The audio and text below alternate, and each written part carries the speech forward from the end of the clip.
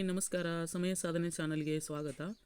ಇವತ್ತು ನಾನು ಲಾಭ ಮತ್ತು ಹಾನಿ ಇದ್ರ ಬಗ್ಗೆ ಒಂದು ವಿಡಿಯೋವನ್ನು ಮಾಡ್ತಾ ಇದ್ದೀನಿ. ಈ ಹಿಂದೆ ತುಂಬ ವಿಡಿಯೋಗಳು ಮಾಡಿದ್ದೀನಿ, ತುಂಬ ಸೂತ್ರಗಳು ಹೇಳಿದ್ದೀನಿ. ಅದು ಕೂಡ ನೋಡಿ. ಇವತ್ತು ಈ ಸೂತ್ರಗಳನ್ನು ನೋಡ್ತಾ ಹೋಗಿ. ನೋಡಿ ನಿಮಗೆ ಏನು ಅನ್ನಿಸ್ತದೆ ಅಂದರೆ, ಇದನ್ನು ನೋಡ್ತಾ ಹೋದರೆ ನಿಮಗೆ ಈಜಿ ಅನಿಸಿದರೆ ಓಕೆ, ಇಲ್ಲ ಅಂದರೆ ನಿಮಗೆ ಏನಾದರೂ ಇದ್ರ ಬಗ್ಗೆ ನೆನಪು ಉಳಿಲಿಲ್ಲ ಅಂದರೆ ನೀವೇನು ಮಾಡ್ಕೊಳ್ಳಿ, ಒಂದು ಸ್ವಲ್ಪ ಶಾರ್ಟ್ಸ್ ನೋಟ್ಸನ್ನು ಮಾಡ್ಕೊಳ್ಳಿ. ಆಲ್ರೆಡಿ ಇದು ಶಾರ್ಟ್ಸ ಇದೆ, ತುಂಬ ಲೆಂತಿ ಇಲ್ಲ, ಕಡಿಮೆ ಶಾರ್ಟ್ಸ್ ಮಾಡಿ ಕೊಟ್ಟಿದ್ದೇವೆ. ಇಲ್ಲಿ ಸೂತ್ರಗಳು ಇದ್ದಾವೆ, ತುಂಬ ಸೂತ್ರಗಳು. ಇವಾಗ ಬುಕ್ಕಲ್ಲಿ ಕಲಿತಾ ಹೋದರೆ ಅದು ಎಕ್ಸಾಂಪಲ್ ಆಗಿ ಸ್ಟೆಪ್ ಬೈ ಸ್ಟೆಪ್ ಹೋಗ್ತದೆ. ಆದರೆ ಇಲ್ಲಿ ನಾವು ಶಾರ್ಟ್ಸ್ ಆಗಿ ಒಂದು ಸೂತ್ರವನ್ನು, ಎಲ್ಲ ಸೂತ್ರಗಳನ್ನು ನಾವು ನೋಡಿಕೊಂಡ್ರೆ ಮುಂದೆ ನಮಗೆ ಲೆಕ್ಕಗಳು ಬಂದಾಗ ಇದರ ಸಹಾಯ ಆಗ್ತದೆ. ಈಗ ಲಾಭ ಮತ್ತು ಹಾನಿ ಇದ್ರ ಬಗ್ಗೆ ಒಂದೇ ಒಂದು ಟಾಪಿಕನ್ನು ಬರ್ತಾ ಇರ್ತದೆ, ಅದ್ರ ಮುಂದೆ ಒಂದೇ ಒಂದು ಸೂತ್ರವನ್ನು ಕಲಿತು ಮುಂದೆ ಹೋಗಬೇಕಾಗ್ತದೆ. ಆಲ್ರೆಡಿ ಇಲ್ಲಿ ನಾವು ಸೂತ್ರಗಳನ್ನು ಎಲ್ಲ ಕಲ್ತ್ಕೊಂಡು ಹೋದರೆ ತುಂಬ ಈಸಿ ಆಗ್ತದೆ ಅಂತ ನನ್ನ ಭಾವನೆ. ಇವಾಗ ನಾನು ಹೇಳ್ತಾ ಇದ್ದೀನಿ, ಇದೆಲ್ಲ ನೀವು ಒಂದು ಸತ ನೋಡ್ತಾ ಹೋಗಿ. ಆದರೆ ನಿಮಗೆ ಒಂದೇ ಸತಿ ಅರ್ಥ ಆಗಿಲ್ಲ ಅಂದರೆ ಮತ್ತೆ ರಿವಿಷನ್ ಮಾಡಿ ನೋಡ್ತಾ ಹೋಗಿ. ರಿವಿಷನ್ ಮಾಡಿದರೂ ಕೂಡ ನಿಮಗೆ ಅರ್ಥ ಆಗಿಲ್ಲ ಅಂದರೆ ಒಂದು ಸತ ಬರ್ಕೊಂಡು ಇಲ್ಲ ಸ್ಕ್ರೀನ್ಶಾಟ್ ಆದರೂ ತಗೊಂಡು ಇಟ್ಕೊಳ್ಳಿ. ನಿಮಗೆ ಯಾವಾಗ ಬೇಕೋ ಅವಾಗನ ನೋಡ್ತಾ ಹೋದರೆ ತುಂಬ ಈಸಿ ಆಗ್ತದೆ ಅಂತ ಹೇಳ್ತಾ ಈ ವಿಡಿಯೋನ ಸ್ಟಾರ್ಟ್ ಮಾಡೋಣ ಬನ್ನಿ. ಲಾಭ ಮತ್ತು ಹಾನಿ ಸೂತ್ರಗಳು ಯಾವ ಥರ ಅಂದರೆ, ಎ ನೋಡಿ, ಲಾಭ ಒಂದನೇದ್ದು. ಲಾಭ ಕೇಳಿದರೆ ಲಾಭ ಈಜ್ಕೊಟ್ಟು ಲಾಭ ಕೇಳಿದರೆ ಏನು ಬರಬೇಕು? ಮಾರಿದ ಬೆಲೆ ಮೈನಸ್ ಕೊಂಡ ಬೆಲೆ. ಈಗ ಆಲ್ರೆಡಿ ಲಾಭ ಇದೆ, ಯಾವ ಥರ ತಿಳ್ಕೊಬೇಕು? ಲಾಭ ಬಂದಿದೆ, ಇವಾಗ ನಾವು ಒಂದು ವಸ್ತುವನ್ನು ತಗೊಂಡಿದ್ದೀವಿ, ಅದನ್ನು ಬೇರೆ ಕಡೆ ಬೇರೆದವ್ರಿಗೆ ಮಾರಾಟ ಮಾಡಿದ್ದೀವಿ, ಅಲ್ಲಿ ನಮಗೆ ಲಾಭ ಸಿಕ್ಕಿದೆ. ಲಾಭ ಅಂದರೆ ಹೇಗೆ ಕಂಡುಹಿಡಿಬೇಕು? ಲಾಭ ಎಷ್ಟಾಗಿದೆ ಅಂತ ಅರ್ಥ ಆಗೋದಿಲ್ಲಲ್ವ? ಸ್ವಲ್ಪ ಇದ್ದರೆ ಅರ್ಥ ಆಗ್ತದೆ. ತುಂಬ ಕಡಿಮೆ ಅವು ಇವು ಹೆಚ್ಚು ಕಡಿಮೆ ಒಂದು ಸ್ವಲ್ಪಷ್ಟು ಸಾಮಾನುಗಳಿದ್ದರೆ ಅದನ್ನು ಹೇಗೆ ಲೆಕ್ಕ ಹಾಕಬೇಕು? ಇಲ್ಲಿ ಲಾಭ ಅಂತ ಕೇಳಿದರೆ ಏನು ಮಾಡಬೇಕು? ಮಾರಿದ ಬೆಲೆಯನ್ನು ಫಸ್ಟ್ ಹಚ್ಕೋಬೇಕು ನಾವು. ಮಾರಿದ ಬೆಲೆಯನ್ನು ಹಚ್ಕೊಂಡು ಲಾಭ ಅಂತ ಬಂದಾಗ ಮಾರಿದ ಬೆಲೆಯನ್ನು ಫಸ್ಟ್ ಕೊಡಬೇಕು. ಅಲ್ಲಿ ಮೈನಸ್ ಕೊಂಡ ಬೆಲೆಯನ್ನು ಕೊಡಬೇಕು. ಅಲ್ಲಿ ಮಾರಿದ ಬೆಲೆ ಮೈನಸ್ ಕೊಂಡ ಬೆಲೆ ಕೊಟ್ಟರೆ, ಇಲ್ಲಿ ಫಸ್ಟ್ ಮಾರಿದ ಬೆಲೆಯನ್ನು ಮೇಲೆ ಇಟ್ಟು ಕೆಳಗಡೆ ಮೈನಸ್ ಚಿಹ್ನೆ ಹಾಕಿ ಕೊಂಡ ಬೆಲೆಯನ್ನು ಕೆಳಗಡೆ ಕೊಟ್ಟರೆ ಅದರಲ್ಲಿ ಕಳೆದ್ರೆ ಏನಾಗ್ತದೆ? ಬಂದಂಥ ಉತ್ತರ ಲಾಭ ಆಗಿರ್ತದೆ. ಈ ಸೂತ್ರ ನಮಗೆ ಗೊತ್ತಿದ್ದರೆ ಲೆಕ್ಕ ಮಾಡಲಿಕ್ಕೆ ಬರ್ತದೆ. ಲಾಭ ಅಂತ ಕೇಳಿದರೆ ಮಾರಿದ ಬೆಲೆ ಮೈನಸ್ ಕೊಂಡ ಬೆಲೆ. ನೆಕ್ಸ್ಟ್ ಇಲ್ಲಿ ಹಾನಿ ಅಂತ ಕೇಳಿದ್ದಾರೆ. ಹಾನಿ ಅಂತ ಕೇಳಿದರೆ ಅಂದರೆ ನಷ್ಟ ಆಗಿದೆ. ಇವಾಗ ಹಾನಿ ಅಂದರೂ ಒಂದೇ, ನಷ್ಟ ಅಂದರೂ ಒಂದೇ. ಆಲ್ರೆಡಿ ಅದು ಲಾಭ ಗೊತ್ತಾಯಿತು. ಈಗ ಹಾನಿ, ನಷ್ಟ ಆದರೆ ಏನು ಮಾಡಬೇಕು? ಹೇಗೆ ಕಂಡುಹಿಡಿಯಬೇಕು? ನಷ್ಟ ಎಷ್ಟು ಆಗಿದೆ ಅಂತ ಕೇಳ್ತಾರೆ ನಿಮಗೆ. ನಷ್ಟ ಎಷ್ಟಾಗಿದೆ ಅಂದರೆ ಯಾವ ಥರ ಲೆಕ್ಕ ಮಾಡಬೇಕು? ಈ ಸೂತ್ರ ಇದ್ದರೆ ನಮಗೆ ನಷ್ಟ ಯಾವ ಥರ ಅಂತ ಹೇಳಲಿಕ್ಕೆ ಬರ್ತದೆ. ಸೂತ್ರನೇ ಗೊತ್ತಿಲ್ಲ ಅಂದರೆ ನಷ್ಟ ಹೇಗೆ ಮಾಡೋದು ಹೇಳಿ? ಏನೋ ಬಾಯಿ ಲೆಕ್ಕ ಸ್ವಲ್ಪಟ್ಟಿಗೆ ಗೊತ್ತಿದ್ದರೆ ಮಾಡ್ಬೋದು. ಒಂದು ವೇಳೆ ಬಾಯಿ ಲೆಕ್ಕ ಬರಲಿಲ್ಲ ಅಂದರೆ, ಕೆಲವೊಬ್ಬರಿಗೆ ಬರೋದು ಹೇಳಿದ್ರು ಕೂಡ ಬರಲ್ಲ, ಬಾಯಿ ಲೆಕ್ಕನೂ ಕೂಡ ಬರಲ್ಲ, ಅವ್ರು ಏನು ಮಾಡಬೇಕು? ಅಂಥವ್ರಿಗೆ ಇದು ಉಪಯುಕ್ತ ಆಗ್ತದೆ. ಫಸ್ಟ್ ನಾವು ಕೊಂಡ ಬೆಲೆಯನ್ನು ಹಚ್ಕೋಬೇಕು. ಯಾಕಂದರೆ ನಷ್ಟ ಆದಾಗ ಏನಾಗಿರ್ತದೆ? ಮಾರಿದ ಬೆಲೆ ಕಡಿಮೆ ಇರ್ತದೆ, ಕೊಂಡ ಬೆಲೆ ಜಾಸ್ತಿ ಇರ್ತದೆ. ಆಗ ನಾವು ಜಾಸ್ತಿ ಇದ್ದಂಥ ಬೆಲೆಯನ್ನು ಮೇಲೆ ಹಚ್ಚಬೇಕಾಗ್ತದೆ. ಅದರಲ್ಲಿ ನಾವು ಏನು ಮಾಡಬೇಕು? ಮೈನಸ್ ಮಾಡಿದರೆ ಮಾರಿದ ಬೆಲೆ, ನಷ್ಟ ನಮಗೆ ಸಿಗ್ತದೆ ನೋಡಿ. ಇವಾಗ ಕೊಂಡ ಬೆಲೆ ಮೇಲೆ ಹಚ್ಚಿ ಮೈನಸ್ ಕೊಟ್ಟು ಮಾರಿದ ಬೆಲೆ ಕೆಳಗಡೆ ಕೊಟ್ಟು ಕೊಂಡ ಬೆಲೆಯಲ್ಲಿ ಮಾರಿದ ಬೆಲೆಯನ್ನು ಕಳೆದ್ರೆ ಏನಾಗ್ತದೆ? ನಮಗೆ ಬಂದಂಥ ಉತ್ತರ ಹಾನಿಯಾಗಿರ್ತದೆ, ನಷ್ಟ ಆಗಿರುತ್ತದೆ ನಮಗೆ. ಓಕೆನಾ? ಇದು ಅರ್ಥ ಆಗಿದೆ ಅಂದ್ಕೊಂಡಿದ್ದೀನಿ. ಅದು ಲಾಭ ಅಂದರೆ ಇದು. ಹಾನಿ ಅಂತ ಕೇಳಿದರೆ ಕೊಂಡ ಬೆಲೆ ಮೈನಸ್ ಮಾರಿದ ಬೆಲೆ ಆಗ್ತದೆ. ಲಾಭ ಅಂದರೆ ಮಾರಿದ ಬೆಲೆ ಮೈನಸ್ ಕೊಂಡ ಬೆಲೆ. ಈ ಥರ ನೀವು ಈ ಸೂತ್ರವನ್ನು ಪ್ರಾಕ್ಟೀಸ್ ಮಾಡ್ತಾ ಹೋಗಿ ಅಂತ ಹೇಳ್ತೀನಿ. ಇಲ್ಲಿ ನೋಡಿ, ಮೂರನೇದು ಮಾರಿದ ಬೆಲೆ ಅಂತ ಕೇಳಬಹುದು. ಮಾರಿದ ಬೆಲೆ ಎಷ್ಟು ಹೇಗೆ ಗೊತ್ತಾಗ್ತದೆ? ಮಾರಿದ ಬೆಲೆ ಏನು ಗೊತ್ತಾಗಬೇಕು ನಮಗೆ? ಎಷ್ಟು ಅಂತ ಗೊತ್ತಿರೋಲ್ಲ. ಲಾಭನೂ ಇಷ್ಟಿರ್ತದೆ, ಕೊಂಡ ಬೆಲೆನೂ ಇಷ್ಟಿರ್ತದೆ, ಬಟ್ ನಮಗೆ ಮಾರಿದ ಬೆಲೆ ಎಷ್ಟು ಅಂತ ಲೆಕ್ಕ ಹಾಕೋಕ್ಕೆ ಬರ್ತಿರಲ್ಲ. ಆವಾಗ ಏನು ಮಾಡಬೇಕು ಅಂದರೆ, ಮಾರಿದ ಬೆಲೆ ಕೇಳಿದಾಗ ಕೊಂಡ ಬೆಲೆ ಹಚ್ಕೋಬೇಕು. ಕೊಂಡದ್ದಂತ ಗೊತ್ತಿರ್ತದೆ ನಮಗೆ. ಕೊಂಡದ ಬೆಲೆಯನ್ನು ಹಚ್ಚಿ ಪ್ಲಸ್ ಕೊಡಬೇಕು. ಪ್ಲಸ್ ಕೊಟ್ಟು ಲಾಭ ಎಷ್ಟಾಗಿದೆ? ಈಗ ಎಕ್ಸಾಂಪಲ್ ಆಗಿ ಒಂದು ಪೆನ್ನನ್ನು ತೊಗೊಂಡಿದ್ದೀವಿ ನಾವು, 10 ರೂಪಾಯಿ ಕೊಟ್ಟು ಒಂದು ಪೆನ್ನು ತೊಗೊಂಡಿದ್ದೀವಿ.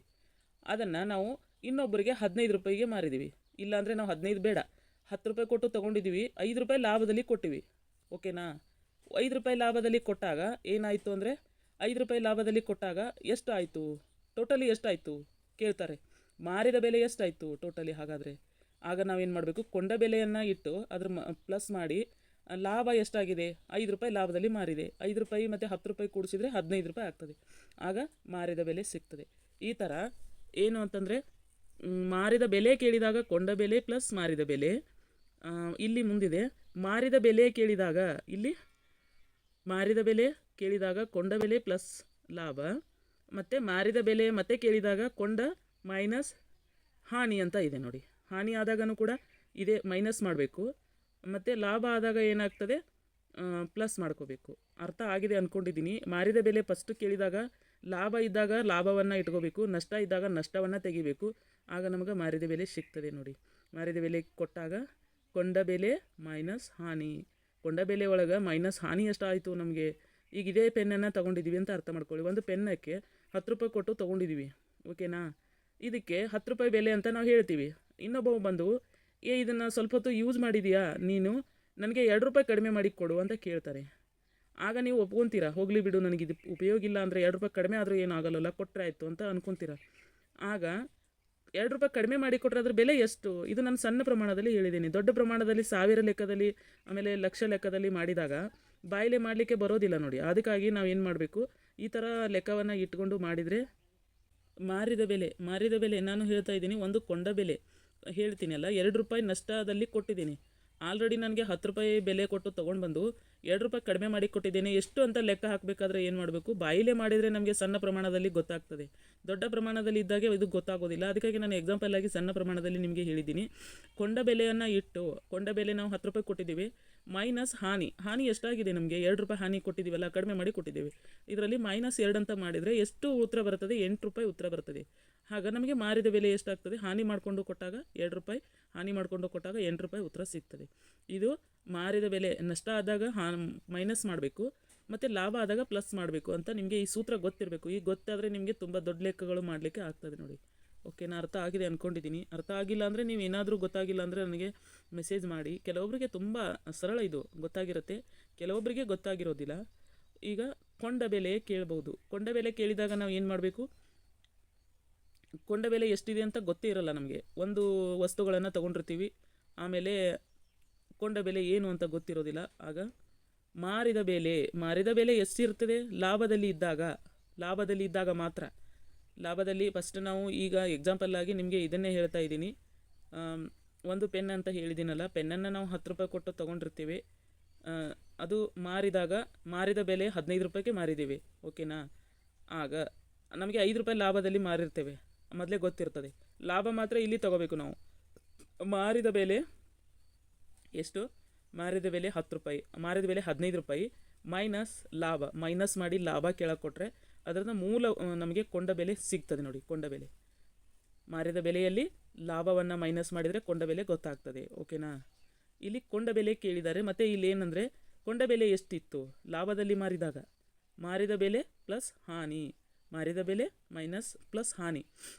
ಈಗ ಕೊಂಡ ಬೆಲೆ ಏನಿತ್ತು, ನಷ್ಟದಾಗ ಮಾರಿದ್ದೀವಿ. ಬಟ್ ಆದರೆ ಅದನ್ನು ಯಾವ ಥರ ತಗೋಬೇಕು ಅಂತಂದರೆ, ಮಾರಿದ ಬೆಲೆಯಲ್ಲಿ ನಾವು ನಷ್ಟವನ್ನು ಪ್ಲಸ್ ಮಾಡ್ಕೋಬೇಕು. ಆಲ್ರೆಡಿ ನಾವು 10 ರೂಪಾಯಿ ಪೆನ್ನನ್ನು ತೊಗೊಂಡಿದ್ವಿ, 2 ರೂಪಾಯಿ -2 ರೂಪಾಯಿ ಹಾನಿಯಲ್ಲಿ ಮಾರಿದ್ದೀವಿ. ಹಾನಿಯನ್ನು ಕೂಡಿಸಿದರೆ ನಮಗೆ ಮೂಲ ಬೆಲೆ ಸಿಗ್ತದೆ. ಹಾನಿ ಕೂಡಿಸ್ಲಿಲ್ಲ ಅಂದರೆ ಅದು ಸಿಗೋದಿಲ್ಲ. ಹಾಗಂದ ಮಾರಿದ ಬೆಲೆ ಪ್ಲಸ್ ಹಾನಿ ಮಾಡಿದಾಗ ನಮಗೆ ಕೊಂಡ ಬೆಲೆ ಮೂಲ ಬೆಲೆ ಸಿಗ್ತದೆ. ಇದು ನೀವು ಈ ಸೂತ್ರಗಳನ್ನು ಬರೆದಿಟ್ಕೊಂಡು ಇದನ್ನು ನೀವು ಮನನ ಮಾಡ್ತಾ ಬರೆದು ತೆಗಿತಾ ಹೋದರೆ ನಿಮಗೆ ಪೂರ್ತಿ ಅರ್ಥ ಆಗ್ತದೆ ಅಂದ್ಕೊಂಡಿದ್ದೀನಿ. ಅರ್ಥ ಆಗಿಲ್ಲ ಅಂದರೆ ನನಗೆ ಹೇಳಿ, ಮತ್ತು ನಿಮಗೆ ಇದ್ರ ಥರನೇ ಇಷ್ಟಕ್ಕೆ ಬಿಡೋದಿಲ್ಲ. ಈ ಲೆಕ್ಕ ಮಾಡೋ ಟೈಮಲ್ಲಿ ನಿಮಗೆ ಇದ್ರ ಬಗ್ಗೆ ಎಲ್ಲ ಹಿಂದಿಂದು ಮುಂದಿಂದು ಕೂಡಿಸಿ ಮತ್ತೆ ಲೆಕ್ಕದಲ್ಲಿ ಹೇಳ್ತಾ ಹೋಗ್ತೇನೆ. ಬಿದಲ್ಲಿ ಒಂದು ಶೇಕಡಾ ಲಾಭ ಅಂತ ಕೇಳ್ತಾರೆ. ಶೇಕಡಾ ಲಾಭ ಆಲ್ರೆಡಿ ನೀವು ಲಾಭ ಎಷ್ಟು ಅಂತ ಅರ್ಥ ಮಾಡ್ಕೊಂಡ್ರಿ, ನಷ್ಟ ಎಷ್ಟು ಅಂತ ಅರ್ಥ ಮಾಡ್ಕೊಂಡ್ರಿ. ಆದರೆ ಶೇಕಡಾದಲ್ಲಿ ನೀವು ಅರ್ಥ ಮಾಡ್ಕೊಂಡಿಲ್ಲ. ಶೇಕಡ ಅಂತ ನಮಗೆ ಕೇಳಿದರೆ ನಾವು ಏನು ಮಾಡಬೇಕು ಅಂದರೆ, ಫಸ್ಟು ಲಾಭವನ್ನು ಮೇಲೆ ಕೊಡಬೇಕು. ಲಾಭ ಅಪಾನ್ ಕೊಂಡ ಬೆಲೆ ಇಂಟು 100. ಈ ಥರ ನಾವು ಸೂತ್ರವನ್ನು ಇಟ್ಕೊಂಡ್ರೆ ಇದರದ ಶೇಕಡ ಲಾಭ ಸಿಗ್ತದೆ.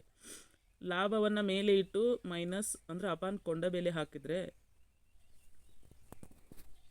ಇಲ್ಲಿ ನೋಡಿ ಒಂದು ಇದೆ, ಶೇಕಡ ಲಾಭ ಅಂತ ಕೇಳಿದ್ದಾರೆ. ಶೇಕಡ ಲಾಭ ಅಂದರೆ ಇಜ್ಕೊಟ್ಟು ಲಾಭ ಅಪಾನ್ ಕೊಂಡ ಬೆಲೆ ಇಂಟು 100, ಲಾಭ ಅಪಾನ್ ಕೊಂಡ ಬೆಲೆ ಇಂಟು 100. ಈ ಥರ ನಾವು ಇಟ್ಕೊಂಡು ಲೆಕ್ಕ ಮಾಡಿದರೆ ಏನು ಅಂತ ಗೊತ್ತಾಗ್ತದೆ, ಶೇಕಡ ಲಾಭ ಅಂತ ಗೊತ್ತಾಗ್ತದೆ. ಫಸ್ಟು ನಮಗೆ ಲಾಭ ಮೇಲಿಡಬೇಕು. ಎಕ್ಸಾಂಪಲ್ ಆಗಿ 10 ರೂಪಾಯಿ ಪೆನ್ನನ್ನು ತೊಗೊಂಡು ಮಾರಾಟ ಮಾಡಿದಾಗ ನಮಗೆ 5 ರೂಪಾಯಿ ಲಾಭ ಸಿಕ್ಕಿದೆ. ಮೇಲೆ ಲಾಭ ಇಡಬೇಕು, 5 ರೂಪಾಯಿ ಇಡಬೇಕು, ಕೆಳಗಡೆ ಅಪಾನ್ ಕೊಂಡ ಬೆಲೆ ಇಡಬೇಕು, ಓಕೆನಾ. ಕೊಂಡ ಬೆಲೆ ಇಟ್ಟು ಇಂಟು 100 ಇಡಬೇಕು. ಆವಾಗ ಇಲ್ಲಿ 5 ರೂಪಾಯಿ ಇಟ್ಟು, ಇಲ್ಲಿ 10 ರೂಪಾಯಿ ಇಟ್ಟು, ಇಲ್ಲಿ ಇಂಟು 100 ಅಂತ ಇಟ್ಟರೆ ನಾವು ಯಾವ ಥರ ಮಾಡಬೇಕು ಅಂದರೆ, ಇಲ್ಲಿ ಈ ಸೊನ್ನೆಗೆ ಹೊಡಿಬೇಕು. ಇಲ್ಲಿ ಏನು ಉಳಿತದೆ, ಒಂದು ಉಳಿತದೆ, ಒಂದು ಬೆಲೆ ಇಲ್ಲ. ಅಕಸ್ಮಾತ್ ನಮಗೆ ಆ ಥರನೂ ಮಾಡೋಕ್ಕಾಗಲಿಲ್ಲ ಅಂದರೆ 10 ಒಂದಲೇ 10 ಹತ್ತಲೆ ಈ ಥರ ತೊಗೋಬೇಕು. 10 ಒಂದಲೇ 10 ಹತ್ತಲೆ, ಓಕೆನಾ. 10 ಒಂದಲೇ 10 ಹತ್ತಲೆ ತೊಗೊಂಡ್ರೆ ಇಲ್ಲಿ 10 ಮಾತ್ರ ಉಳಿತದೆ, ಇಲ್ಲಿ 0 ಉಳಿತದೆ. ಆಗ ಇದಕ್ಕೆ ನಾವು ಏನು ಮಾಡಬೇಕು, ಗುಣಿಸ್ಬೇಕು ನೋಡಿ. ಇಲ್ಲಿ 5 ರೂಪಾಯಿ ಇತ್ತು, ಇಲ್ಲಿ ಎಷ್ಟಿತ್ತು, 10 ರೂಪಾಯಿ ಇತ್ತು. 5 ಹತ್ತಲೆ 50 ರೂಪಾಯಿ. ಇದಕ್ಕೇನು ಬರ್ತದೆ ನಮಗೆ ಉತ್ತರ, ಶೇಕಡ ಲಾಭ. ಯಾಕಂದರೆ ನಾನು ಹೇಳ್ತಾ ಇರೋದು 10 ರೂಪಾಯಿಗೆ 5 ರೂಪಾಯಿ ಲಾಭ ಮಾಡಿಕೊಂಡ್ರೆ 100ಕ್ಕೆ ಎಷ್ಟು ಲಾಭ ಆಗ್ತದೆ ಅಂದರೆ 50 ರೂಪಾಯಿ ಲಾಭ ಆಗ್ತದೆ. ಈ ಥರ ಲೆಕ್ಕ ಇಟ್ಕೋಬೇಕು. ಈ ಥರ ಇಟ್ಕೊಂಡ್ರೇ ಬರ್ತದೆ ನೋಡಿ. ಇಲ್ಲಾಂದರೆ ನಾನು ಲೆಕ್ಕ ಮಾಡೋ ಮುಂದೆ ಮತ್ತೆ ಇದನ್ನು ರಿವಿಷನ್ ಮಾಡ್ತೇನೆ. ಈಗ ನೀವು ಇದನ್ನು ಪ್ರಾಕ್ಟೀಸ್ ಮಾಡ್ಕೊಳ್ಳೇಬೇಕು, ಇಲ್ಲ ಅಂದರೆ ಇದು ಅರ್ಥ ಆಗೋದಿಲ್ಲ. ಶೇಕಡ ಹಾನಿ ಅಂದರೆ ಇಜ್ಕೊಟ್ಟು ಹಾನಿಯನ್ನು ಮೇಲೆ ಕೊಟ್ಟು ಕೆಳಗಡೆ ಕೊಂಡ ಬೆಲೆ ಕೊಡಬೇಕು ಇಂಟು 100. ಇದ್ರ ಥರ ಮಾಡಿದರೆ ಕೂಡ ಇದು ಕೂಡ ಬರ್ತದೆ ನೋಡಿ. ಸೀದಾಗೆ ಒಂದು ಅಂದರೆ ಏನಿದು, ಮಾರಿದ ಬೆಲೆ ಶೇಕಡ ಲಾಭವಾದಾಗ ಮಾರಿದ ಬೆಲೆ ಎಷ್ಟು ಅಂತ ನಾವು ತಿಳ್ಕೊಬೇಕಾದ್ರೆ ಏನು ಮಾಡಬೇಕು, ಇಜ್ಕೊಟ್ಟು 100 ಪ್ಲಸ್ ಶೇಕಡ ಲಾಭ, 100 ಕೊಟ್ಟು ಪ್ಲಸ್ ಶೇಕಡ ಲಾಭ ಕೊಡಬೇಕು, ಅಪಾನ್ 100 ಕೊಡಬೇಕು, ಅಪಾನ್ 100 ಕೊಟ್ಟು ಇಂಟು ಕೊಂಡ ಬೆಲೆ. ಈ ಸೂತ್ರ ನಮಗೆ ತುಂಬ ಇಂಪಾರ್ಟೆಂಟ್ ಇದೆ. ಏನು ಕೇಳಿದಾಗ, ಮಾರಿದ ಬೆಲೆ ಕೇಳಿದಾಗ ಶೇಕಡ ಲಾಭವಾದಾಗ ಮಾರಿದ ಬೆಲೆ ಎಷ್ಟಾಗ್ತದೆ ಅಂದರೆ 100 ಪ್ಲಸ್ ಶೇಕಡ ಲಾಭ ಅಪಾನ್ 100 ಇಂಟು ಕೊಂಡ ಬೆಲೆ. ಈ ಸೂತ್ರವನ್ನು ನೀವು ಲೆಕ್ಕಾಚಾರ ಮಾಡಿಕೊಂಡು ಇದನ್ನೆಲ್ಲ ನೀವು ಅರ್ಥ ಮಾಡಿಕೊಂಡು ಕಲ್ಕೊಂಡು ಇಟ್ಕೊಳ್ರಿ. ನಾನು ಲೆಕ್ಕ ಮಾಡೋ ಟೈಮಲ್ಲಿ ನಿಮಗೆ ಈ ಥರ ಕೇಳಿದಾಗ ಈ ಥರ ಹಚ್ಕೊಂಡು ಲೆಕ್ಕ ಮಾಡಲಿಕ್ಕೆ ನಿಮಗೆ ನಾನು ಹೇಳ್ಕೊಡ್ತೀನಿ, ಓಕೆನಾ. ಅಲ್ಲಿ ನಿಮಗೆ ಸೂತ್ರವನ್ನು ಹೇಳ್ತಾ ಹೋದರೆ ಲೆಂತಿ ಆಗ್ತದೆ, ಅಲ್ಲಿ ಕೂಡ ಹೇಳ್ತೇನೆ. ಆದರೆ ನಿಮಗೆ ಇಲ್ಲಿ ಪರ್ಫೆಕ್ಟಾಗಿ ಇದನ್ನು ಉಳ್ಕೊಂಡು ಕೂತ್ರೆ ಅಲ್ಲಿ ನಿಮಗೆ ಮಾಡ್ಕೊಳ್ಳಿಕ್ಕೆ ಸರಳ ಆಗ್ತದೆ ಅಂತ ನಾನು ಹೇಳಿದ್ದೀನಿ. ಮಾರಿದ ಬೆಲೆ ಶೇಕಡ ಹಾನಿಯಾದಾಗ, ಮಾರಿದ ಬೆಲೆ ಎಷ್ಟು ಅಂತ ಗೊತ್ತು ಮಾಡ್ಕೋಬೇಕಾದ್ರೆ ಮಾರಿದ ಬೆಲೆ ಶೇಕಡ ಹಾನಿಯಾದಾಗ ಮಾರಿದ ಬೆಲೆ ಹೇಗೆ ಗೊತ್ತು ಮಾಡ್ಕೋಬೇಕು ಅಂದರೆ 100 ಮೈನಸ್ ಶೇಕಡ ಹಾನಿ ಅಪಾನ್ 100 ಇಂಟು ಕೊಂಡ ಬೆಲೆ, ಓಕೆನಾ. ಇಂಟು ಕೊಂಡ ಬೆಲೆ ಏನು ಫರಕ್ಕಿಲ್ಲ, ಇಲ್ಲಿ ಮೈನಸ್ ಇದೆ, ಹಾನಿ ಬಂದಲ್ಲಿ ಮೈನಸ್ ಇದೆ, ಲಾಭ ಬಂದಲ್ಲಿ ಪ್ಲಸ್ ಇದೆ, ಓಕೆನಾ. ಎರಡು ಏನೊಂದು ಚೇಂಜಸ್ ಇಲ್ಲ. ನೆಕ್ಸ್ಟ್ 3 ಕ್ವಶನು, ಕೊಂಡ ಬೆಲೆ ಶೇಕಡ ಲಾಭವಾದಾಗ ಕೊಂಡ ಬೆಲೆ ಹೇಗೆ ಗೊತ್ತು ಮಾಡ್ಕೋಬೇಕು. ಅಲ್ಲಿ ಮಾರಿದ ಬೆಲೆ ಗೊತ್ತು ಮಾಡ್ಕೊಂಡಿವಿ, ಇಲ್ಲಿ ಕೊಂಡ ಬೆಲೆವನ್ನು ಗೊತ್ತು ಮಾಡ್ಕೋಬೇಕು. 100 ಇಂಟು ಮಾರಿದ ಬೆಲೆ ಅಪಾನ್ 100 ಪ್ಲಸ್ ಶೇಕಡ ಲಾಭ. ಅರ್ಥ ಮಾಡ್ಕೊಳ್ಳಿ, ಇದನ್ನೆಲ್ಲ ಪ್ರಾಕ್ಟೀಸ್ ಮಾಡ್ಕೊಳ್ಳಿ. ಬರೋದು ತೆಗೀಳ್ರಿ ನೀವು. ಇದನ್ನು ಬರೀ ತೆಗಿಲಿಲ್ಲ ಅಂದರೆ, ನೀವು ಪ್ರಾಕ್ಟೀಸ್ ಮಾಡಲಿಲ್ಲ ಅಂದರೆ ಇದು ನಿಮಗೆ ಬರೋದೇ ಇಲ್ಲ, ಓಕೆನಾ. ಇಲ್ಲಿ ಪ್ರಶ್ನೆ 4, ಕೊಂಡ ಬೆಲೆ ಶೇಕಡ ಹಾನಿಯಾದಾಗ ಹೇಗೆ ಕಂಡುಹಿಡಿಯೋದು. 100 ಇಂಟು ಮಾರಿದ ಬೆಲೆ 100 ಮೈನಸ್ ಶೇಕಡ ಹಾನಿ, ಓಕೆನಾ. ಇದು ನಿಮಗೆ ಕಷ್ಟ ಅನಿಸ್ಬಹುದು. ನೀವು ಒಮ್ಮೆಗಲೇ ಇದನ್ನು ಬರೀಲಿಕ್ಕೆ ತಿಳ್ಕೊಳ್ಳಿಕ್ಕೆ ಹೋದರೆ ಆಗೋದಿಲ್ಲ. ಅದಕ್ಕೆ ಏನು ಮಾಡಬೇಕು, 1-2-3 ಸತಿ ನೀವು ರಿವಿಷನ್ ಮಾಡಿ ಬರೋದು ತೆಗೆದು ಪ್ರಾಕ್ಟೀಸ್ ಮಾಡಿದರೆ ಏನು ಸಮಸ್ಯೆ ಆಗೋದಿಲ್ಲ. ಇದೆಲ್ಲ ನಿಮಗೆ ಬಂತು ಅಂದರೆ, ನಿಮ್ಮ ಕಣ್ಣು ಮುಂದೆ ಇದು ಬಂತು ಅಂದರೆ ಏನಾಗ್ತದೆ, ಲೆಕ್ಕ ಮಾಡೋ ಟೈಮಲ್ಲಿ ಹೌದಲ್ಲ ಈ ಸೂತ್ರ ಕೊಟ್ಟರೆ ಇದು ಕರೆಕ್ಟ್ ಆಗೋದು ಅಂತ ನಿಮಗೆ ಗೊತ್ತಾಗ್ತದೆ. ಇಲ್ಲಾಂದರೆ ಯಾವ ಲೆಕ್ಕನೂ ಕೂಡ ನಿಮಗೆ ಬರೋದಿಲ್ಲ, ಕನ್ಫ್ಯೂಷನ್ಸ್ ಆಗಿ ಅದ್ರ ತಂದು ಅದಕ್ಕೆ ಈ ಥರ ಆಗ್ತದೆ. ಇದನ್ನೆಲ್ಲ ನೀವು ನೋಡ್ತೀರಿ ಅಂತ ಹೇಳ್ತಾ ನಮ್ಮ ವಿಡಿಯೋವನ್ನು ನಾನು ಮುಗಿಸ್ತೇನೆ. ನೀವು ನನ್ನ ವಿಡಿಯೋವನ್ನು ಸಬ್ಸ್ಕ್ರೈಬ್ ಮಾಡದೇ ನೋಡ್ತಾ ಇದ್ದರೆ ಹಾಗೆ ಮಾಡಬೇಡಿ. ಯಾಕಂದರೆ ತುಂಬ ವಿಡಿಯೋಗಳನ್ನು ಮಾಡುವ ಆಸೆ ಇದೆ. ಮುಂದೆ ಇದೇ ಥರ ಲೆಕ್ಕಗಳನ್ನು ನಿಮಗೆ ಪೂರ್ತಿಯಾಗಿ ನಾನು ಬೇಸಿಕ್ನಿಂದನೇ ತಿಳಿಸ್ಕೊಡ್ಬೇಕು ಅಂತ ನಿಮಗೆ ಸೂತ್ರವನ್ನು ಮೊದಲು ಹೇಳಿದ್ದೀನಿ.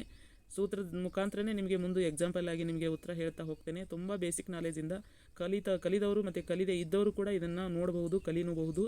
ನನಗೆ ಏನೂ ಬರೋದೇ ಇಲ್ಲ, ನಾನು 0 ಇದ್ದೀನಿ ಗಣಿತದಲ್ಲಿ ಅಂದರೂ ಕೂಡ ತುಂಬ ಈಸಿ ಆಗ್ತದೆ. ನಾನು ಆ ಥರ ಹೇಳ್ಕೊಡ್ತೀನಿ. ನೀವು ನನ್ನನ್ನು ನಂಬಿ ನನ್ನ ಚಾನಲನ್ನು ಸಬ್ಸ್ಕ್ರೈಬ್ ಮಾಡ್ಕೊಳ್ಳಿ, ಹಾಗೆ ಶೇರ್ ಮಾಡ್ತಾ ಹೋಗಿ, ಮತ್ತು ಕಮೆಂಟ್ ಮಾಡಿ, ಮತ್ತು ಒಂದು ಲೈಕ್ ಕೊಡಿ. ಮುಖ್ಯವಾಗಿ ಮಾಡೋದು ನೀವು ಲೈಕು ಕಮೆಂಟು ಶೇರು ಈ ಥರ ಮಾಡ್ತಾ ಹೋದರೆ ನಮಗೂ ಕೂಡ ಬೆಂಬಲವಾಗ್ತದೆ. ನೀವು ಏನು ಮಾಡಿರ್ತಾರಲ್ಲ ಅದ್ರ ಮೇಲೆ ನಮಗೆ ಕೂಡ ಏನು ಬೇಕು ಏನು ಬೇಡ ಅಂತ ಅರ್ಥ ಆಗ್ತದೆ. ಇಲ್ಲ ಅಂದರೆ ಹಾಗೆ ನಾವು ಉದ್ದದ್ದು ಮಾಡ್ತಾ ಹೋಗಬೇಕಾಗ್ತದೆ. ನಿಮಗೆ ಮನಸ್ಸಿಗೆ ಬಂದ ಹಾಗೆ ನೀವು ನೋಡೋದಾಗ್ತದೆ. ಇಷ್ಟು ಹೇಳಿ ನಂದು ಈ ವಿಡಿಯೋವನ್ನು ಎಂಡ್ ಮಾಡ್ತೇನೆ. ಇಷ್ಟೊತ್ತಿನವರೆಗೆ ನೀವೆಲ್ಲರೂ ನೋಡಿದ್ದಕ್ಕೆ ತುಂಬ ಧನ್ಯವಾದಗಳು ನಿಮಗೆ. Thank you all. Thank you. Bye.